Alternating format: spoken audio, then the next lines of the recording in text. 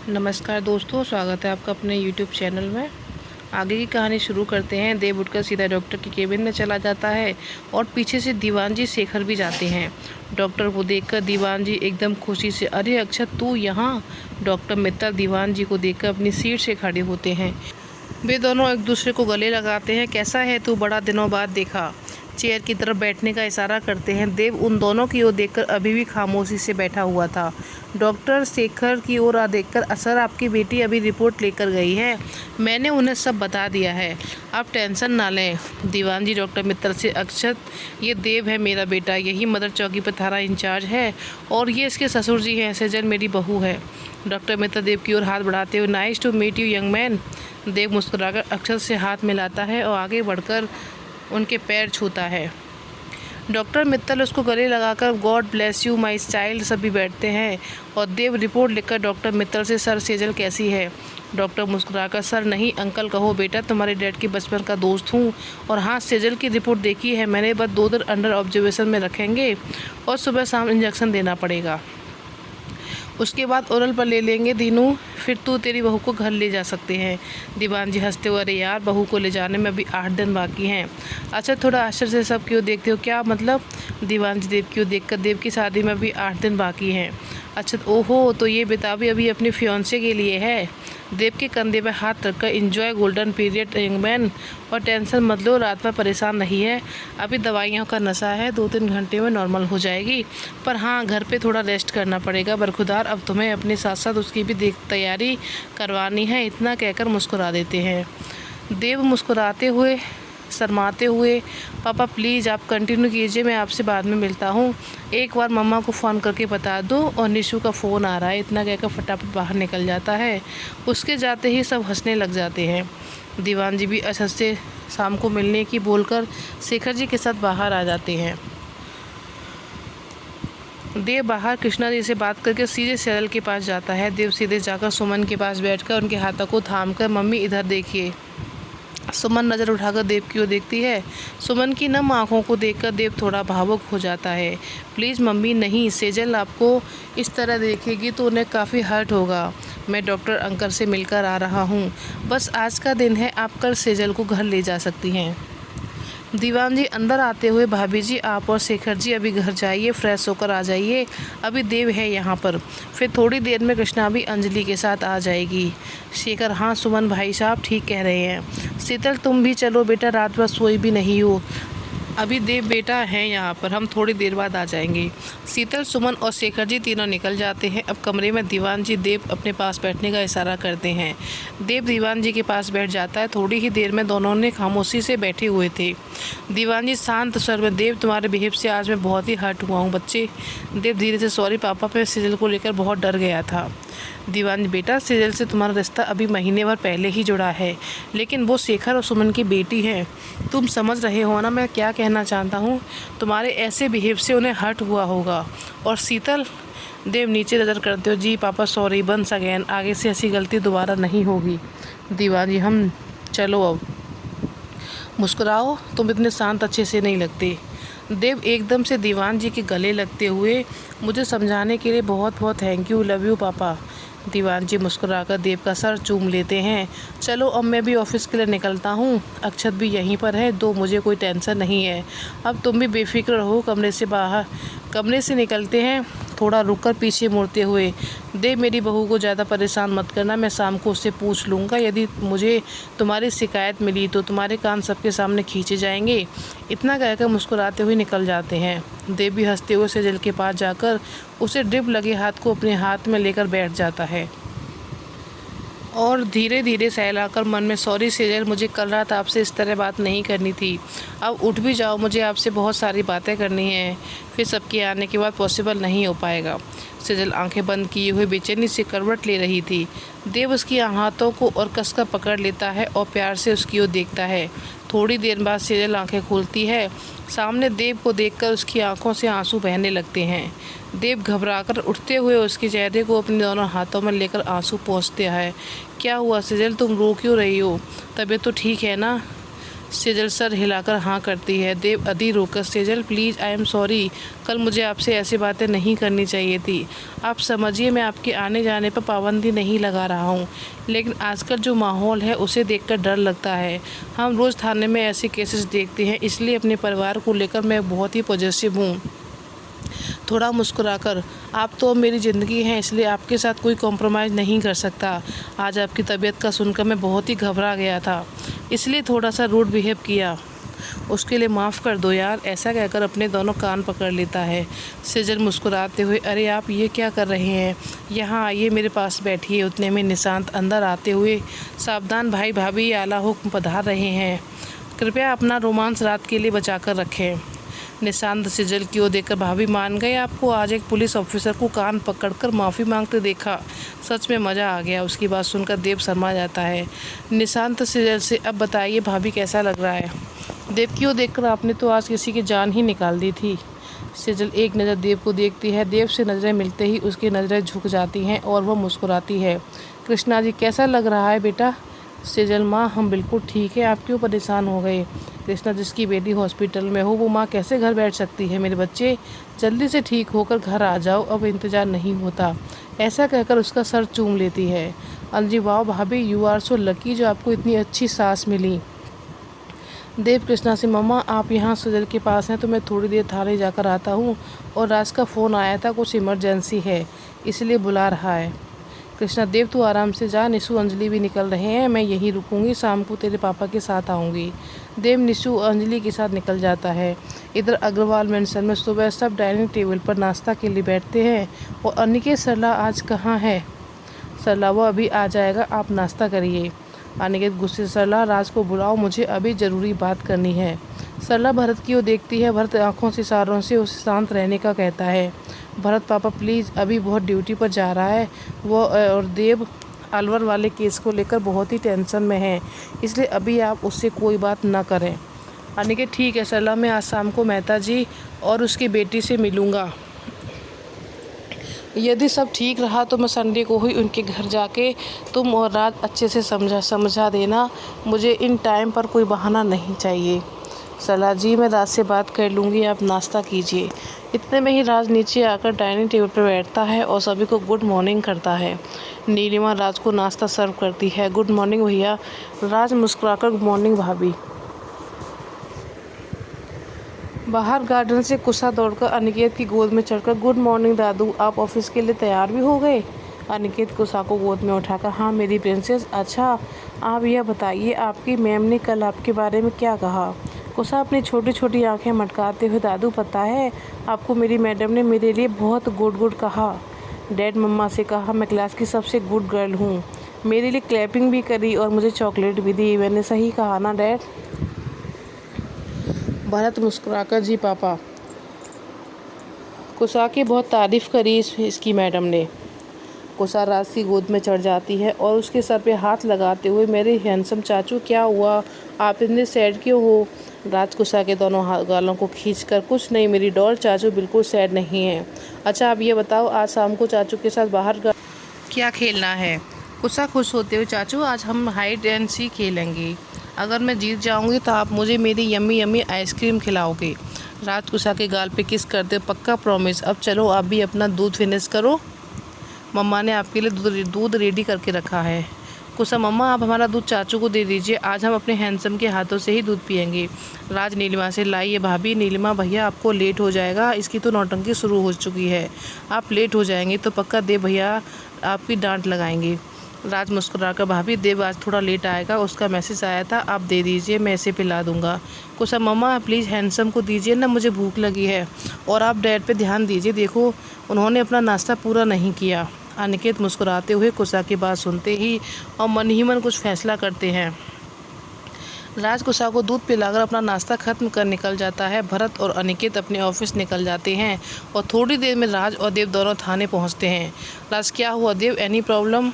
देव, यार वो सेजल को हॉस्पिटल में एडमिट कराया है, राज को तबीयत ख़राब हो गई थी और मैं भी सीधा हॉस्पिटल से आ रहा हूँ। राज, अरे तो तू आज नहीं आता, मैं सब संभाल लेता, वैसे भाभी अभी कैसी हैं। देवराज की ओर देखकर, इट्स ओके राज, अभी मम्मा हैं सेजल के पास, अभी ठीक है, तू बता तुझे क्या हुआ। चेहरा देख के लगता है आज रात सोया नहीं। राजदेव यार कल पापा ने शादी की बात की। देव मुस्कुराकर तो इसमें कौन सी बड़ी बात है, आज नहीं तो कल शादी तो करनी है ना।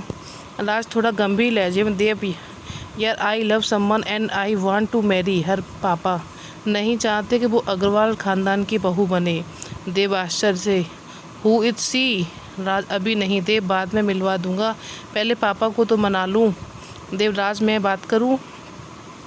राज नहीं यार पापा नहीं मान रहे। लंबी सांस खींचकर आगे कुछ बहुत मुश्किल होने वाली है, पर आई एम ट्राइंग, वह मान जाएं तो। वरना देव थोड़ा सा नाराज़ होते हुए कि वरना क्या मतलब। राज छोड़ ना, तू अभी बताए तेरी भाटिया का क्या करना है। बहुत ढील दे दी, अब कुछ एक्शन लेना ही पड़ेगा। देव हाँ यार तू सही कह रहा है।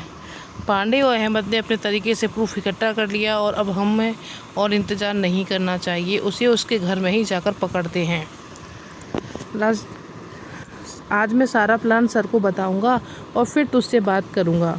देव शायद हमें 2-3 दिन में जाकर अलवर निकलना पड़ेगा। भाटिया का रंगे हाथों पकड़कर इसको मेरी शादी से पहले ही निपटा कर फिर जमकर शादी में एंजॉय करेंगे। देव हाँ यार यह केस ख़त्म हो तो थोड़ा सुकून मिल जाए, अभी तो पूरा फोकस इस केस पर ही है। सेजल से भी उनकी चॉइस पूछनी पड़ेगी, आफ्टर ऑल हनीमून पर तो उनके साथ ही जाना है। इतना कि अगर आई विंग करता है। राज मुस्कुराकर बिल्कुल सही जा रहे हो देव, पहले तू जितना शर्मिला था अब सगाई के बाद उतना ही बेशर्म हो गया है। सही है बेटा, लगे रहो। देव घड़ी देखते हुए चल यार मैं निकलूँ, अभी घर जाकर फ्रेश होकर सेजल के पास जाना है। और हाँ तू अपने गुस्से पे कंट्रोल रखना, अंकल की तबीयत का ध्यान रखना प्लीज़। राज लंबी सांस लेकर देव कोशिश करूँगा, लेकिन पापा नहीं माने तो फिर मुझे कोई स्टेप लेना पड़ेगा। देव धीरे से उसके कंधे थपथपाकर उठते हुए राज तू जो करे थोड़ा शांति से करना, तुझे अंकल की तबीयत के बारे में सब पता है तो थोड़ा ध्यान रखना। राज शांत होकर ठीक है तू चिंता मत कर, चल तू निकल, मैं हो सका तो मैं रात को आऊँगा, मुझे हॉस्पिटल में ही मिलना। देव चल ठीक है ध्यान रखना, बाय कहकर घर के लिए निकल जाता है। इधर हॉस्पिटल पूरा दिन कृष्णादि सेजल के पास रहती हैं। सुमन शेखर भी वहीं रहते हैं। थोड़ी देर में वर्षा शीतल को फ़ोन करती हैं। वर्षा नाराज़ होते हुए शीतल तू कहाँ है, मैं कब से तुझे कॉल कर रही हूँ, फ़ोन क्यों नहीं उठा रही। शीतल अरे यार तू ब्रेक तो मार, मैं अभी हॉस्पिटल में हूँ, मेडिकल स्टोर पे थी। शीतल सारी बातें वर्षा को बता देती है और वर्षा शीतल की बातें सुनकर एकदम से आश्चर्यचकित हो जाती हैं। यह तूने मुझे बताना भी ज़रूरी नहीं समझा, रुक मैं अभी आती हूँ। शीतल वर्षा शाम हो गई है तो अकेले मत आना, तू कल सुबह आना। वर्षा ठीक है मैं देखती हूँ, मैं घर जाकर तुम सबका खाना बना देती हूँ और चाबी अपनी जगह रखी है ना। शीतल चल ठीक है तू चाबी ले ले, मैं मम्मा को बोल देती हूँ। उधर वर्षा के घर पहुँचते ही खाना बनाकर कैब बुक करके अपने पापा के साथ हॉस्पिटल निकल जाती है। अब देव भी घर जाकर फ्रेश होकर आता है। बाहर हॉल में मनोहर मीना बैठे टीवी देख रहे थे। मनोहर बेटा सेजल कैसी है। देव बड़े पापा अब वो ठीक है, मैं हॉस्पिटल जा रहा हूँ, आप और बड़ी माँ खाना ले लेना और मेरा वेट मत करना। मीना ठीक है देव, पर तू थोड़ा सब कुछ खा ले बेटा, सुबह से ऐसे ही घूम रहा है। रमेश को आवाज़ लगाकर रमेश देव के लिए जो अभी रेडी हो फटाफट ले आओ। रमेश जी अभी लाता हूँ। देव भैया आप बैठिए। देव टेबल पर बैठकर निशान को खाना कॉल करता है सामने से। हाँ भाई बोलिए। देव निशु तुम और अंजलि सीधे घर आओ, यहाँ बड़े पापा मम्मी अकेले हैं। हाँ पापा कहाँ हैं। निशु भाई पापा अभी निकल रहे हैं और मम्मा को लेकर सीधे घर आ जाएंगे, आप कहाँ हो अभी। देव मैं हॉस्पिटल के लिए निकल रहा हूँ, तुम जल्दी निकलो। निशु ठीक है भाई आप जाइए, मैं सीधा घर आ रहा हूँ। देव थोड़ा सा खाना खाकर हॉस्पिटल के निकल जाता है और गाड़ी पार्किंग में लगाता है। इतने में ही सामने से दीवान जी की गाड़ी आती है। दोनों एक साथ मुस्कुराकर एक दूसरे को देखते हैं और साथ ही सेजल के रूम में आते हैं। थोड़ी देर बात करने के बाद शेखर जी भाई साहब अब आप भाभी जी को लेकर घर जाइए, वो सुबह से यहाँ पर हैं, बहुत थक गई होंगी। कृष्णा जी मुस्कुराते भाई साहब आप चिंता मत करिए, आज तो मैंने अपनी बेटी से बहुत बातें की हैं, मेरी सारी थकान ही उतर गई। देव बड़े प्यार से सेजल की ओर देखता रहता है। उसी पर सेजल की नज़रें बचाकर देव को देखती हैं और देव से नज़रें मिलते ही उसकी आंखें एक बार फिर से शर्म से झुक जाती हैं। दीवान जी एक नज़र दोनों बच्चों पर डालते हैं, फिर शेखर से शेखर जी आप सुमन जी और शीतल को लेकर घर जाइए।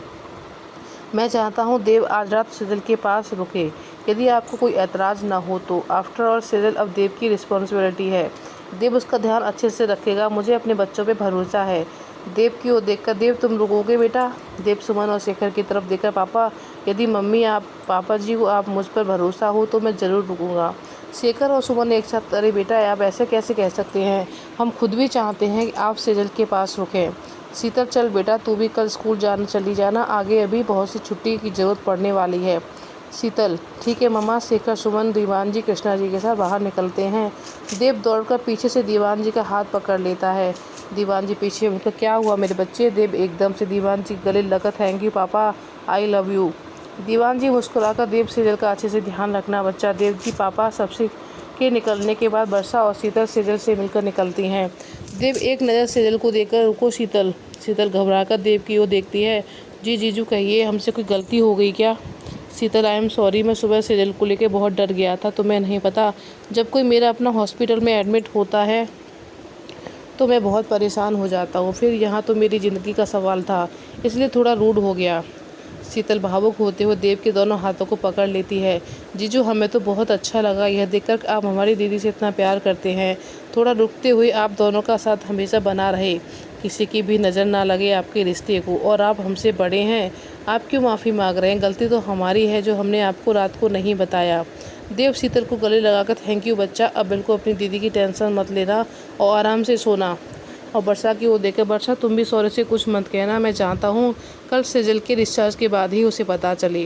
वर्षा जीजू आप बेफिक्र रहिए, मेरी सौरे से 2 दिन से बात भी नहीं हुई है, वो शायद बिजी है, फिर भी उनका फ़ोन आया तो मैं नहीं बताऊँगी। धीरे से देव के कान, वैसे आज रात आप दी के साथ अकेले अकेले, हाउ रोमांटिक ना जीजू। देव वर्षा के सर पे चपत लगाते हुए, बस बस अभी जाइए, आप दोनों मम्मी पापा वेट कर रहे हैं, तुम्हारी इस बात का जवाब तुम्हारी सगाई के बाद दूंगा। दोनों वहाँ से खिलखिलाकर हंसते हुए चली जाती हैं। देव सेजल के पास बैठ जाता है और एक टक सेजल को देखता है। सेजल प्लीज़ आप ऐसे क्या देख रही हैं, आप हम सब ठीक है अब। देव सेजल को डिप लगे हाथ को पकड़कर, देखिए ये कितना नीला नीला नज़र आ रहा है। सेजल कुछ बोलती है, इतने में ही बाहर रूम का दरवाज़ा नॉक होता है। देव come on please.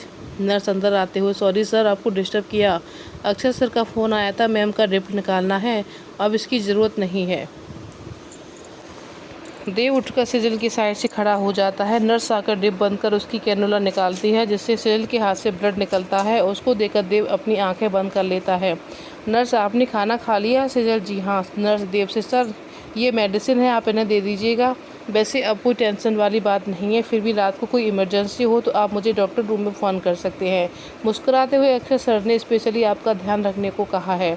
Dev thanks lot. Nurse के जाने के बाद देव रूम को लॉक करता है और चेयर लेकर सेजल के पास बैठ जाता है। देव सेजल से, आप ठीक तो हो ना? सेजल आप कुछ ज़्यादा ही टेंशन ले रहे हैं, मैं सही में पहले से अच्छा फील कर रही हूँ, चलिए मुझे पहले टेबलेट दे दीजिए। इतना कहकर पलंग पे उठकर बैठने लगती है। देव बीच में रोकते हुए, वेट वेट मैं हूँ ना यहाँ पे, इतना कहकर सेजल को सहारा देकर उठाता है और फिर उसे टेबलेट खिलाता है। सेजल जल्दी से खाओ, मुझे रेस्ट करो। सेजल आप भी रेस्ट करिए, सुबह से बहुत भागदौड़ हो गई आपकी। देव अरे यार तुम्हें बहुत जल्दी है मुझे सुलाने की। सेजल के थोड़ा करीब होकर, कहीं डर तो नहीं लग रहा, हम तुम शादी से पहले एक साथ यूँ इस तरह। देव के इस तरह बेबाक तरीके से बोलने पर सेजल शर्माकर अपनी नज़रें नीचे कर लेती है। क्या आप कुछ भी बोलते हैं, हमें क्यों डर लगेगा आपसे? थोड़ा रुक कर, शायद आप नहीं जानते, आप जब हमारे पास होते हैं तो हम अपने आप को बहुत ही महफूज पाते हैं, आपके रहने से हमें बहुत ही सुकून मिलता है। देव वेट अभी क्या कहा आपने, फिर से बोलिए। सेजल क्या कहा, हमें तो याद नहीं, नाराज़ होकर जाइए, हमें नहीं बताएंगे, अब आप हमारी टांग खींच रहे हैं। देव सेजल के चेहरे को अपने हाथों में लेकर, अरे यार आज आपने पहली बार आपने अपने खूबसूरत लबों से मेरा नाम लिया है, पता है आपको? सेजल धीरे से, वो गलती से निकल गया, आई एम सॉरी। देव थोड़ा सा उसके चेहरे की ओर करीब आते हैं, नो सॉरी वॉरी नहीं, आज से आप मुझे मेरे नाम से ही बुलाएंगी। सच में पहली बार आपके मुँह से अपना नाम सुनकर बहुत अच्छा लगा। सेजल ने उसकी आंखों में देखकर, सेजल कैन आई किस मी?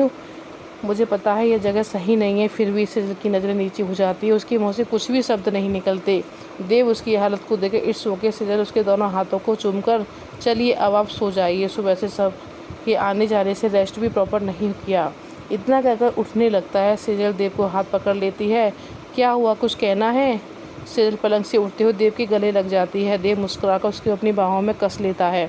थोड़ी देर में एक दूसरे के सुकून से महसूस करते हैं और देव मंद मुस्कुराकर, सेजल अब आप मुझे ऐसे ही गले लगाई खड़ी रहेंगी या फिर आप छोड़ेंगी मी, चलिए अब आराम करिए।